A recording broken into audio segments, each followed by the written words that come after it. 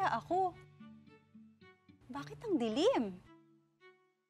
Pakinggan mo lang mabuti ang bawat tunog ng mga letra. I,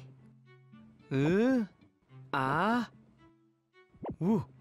Ilaw!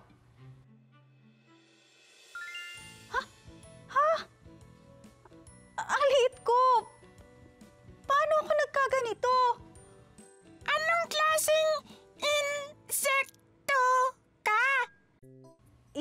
Insekto? Naku, hindi po ako insekto. Pwede kitang tulungan. Tulungan? O sige po. Naku, kailangan ko po kasing bumalik sa dati kong laki. Kung ganon, dapat ka munang pumunta sa mga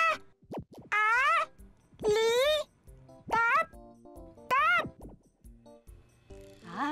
Napansin niyo ba na nagpapantig siya habang nagsasalita? May 4 na pantig sa salitang alitap-tap. A-li-tap-tap. Ang unang pantig ay A. Ito ay ibinibigay ng titik A. Ang pangalawang pantig naman ay li. Ito ay binubuo ng tunog na L at I. Li. Ang ikatlong pantig naman ay tap. Ito naman ay binubuo ng mga titik na T, titik A, at titik P. At ang ikahuling pantig ay tap rin. At ito ay binubuo rin ng mga tunog ng mga titik na T, titik A, at titik P.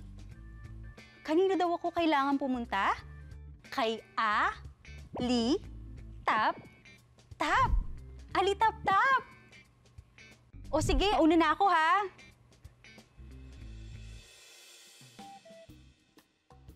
Tao po, pwede niyo po ba akong matulungan? Walang tao rito. Insekto lang. Insekto po. Pwede niyo po ba akong matulungan? Magandang araw. Ano mo paglilingkod ko sa'yo? Kailangan ko po kasing bumalik sa dati kong laki. Okay, sige. Unang hilera sa unang kanto sa kaliwa. Tapos diretso. Siya makakatulong sa'yo. Ganun po ba? Sige po. Salamat.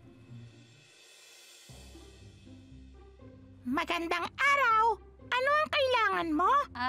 Gusto ko lang pong makabalik sa dati kong laki. Ganon ba? Sige, kailangan mo munang pantigin ang mga salita at kailangan mong pumalakpak para mapuno ang hilera ng ilaw sa likod ko. Pantigin? Sigurado akong alam na alam niyo na ito. Tulungan niyo ako, ha?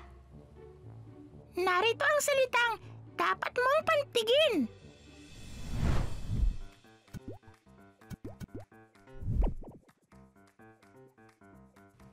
Kikisap.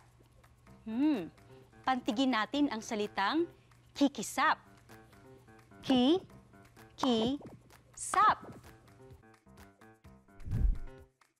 May 3 pantig ang salitang kikisap. Ki-ki-sap. Okay, mukhang nakailaw na lahat. Pero bakit parang hindi pa rin po ako bumabalik sa dati kong laki? Hindi pa ba? Kung ganon dapat mong puntahan si Lolong. Unang hilera sa unang kanto, sa kaliwa, tapos diretso. O sige, ganun po ba? Sige po, salamat. Tao po? Insekto po. Magandang araw po. Ako nga po pala si Michelle. Gusto ko lang pong makabalik sa dati kong laki. Sige. Kung masasagot mo ang aking mga katanungan, ay papayagan kitang matupad ang iyong kahilingan. Ang kailangan mo lang naman ay sundin ang mga sasabihin ko sa'yo. Handa ka na ba? Sige po.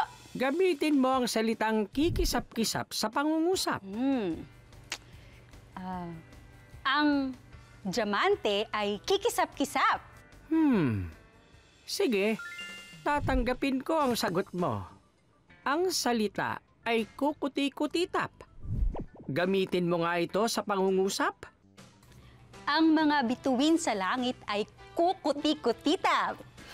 Ay nako, sige na nga. Tatanggapin ko rin yung sagot mo. Sige, ito naman. Tingnan natin kung kaya mo ito. Magbibigay ako ng salitang naglalarawan at sasabihin mo sa akin kung anong bagay ang inilalarawan ko. Ang hugis nito ay pahaba. Ang kulay nito ay kayumanggi at ito ay maliit.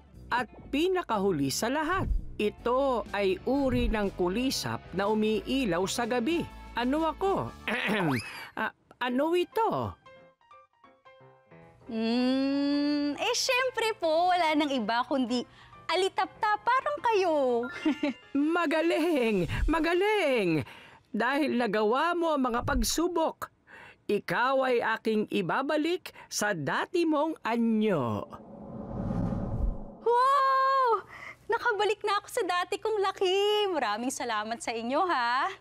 Paalam sa inyo!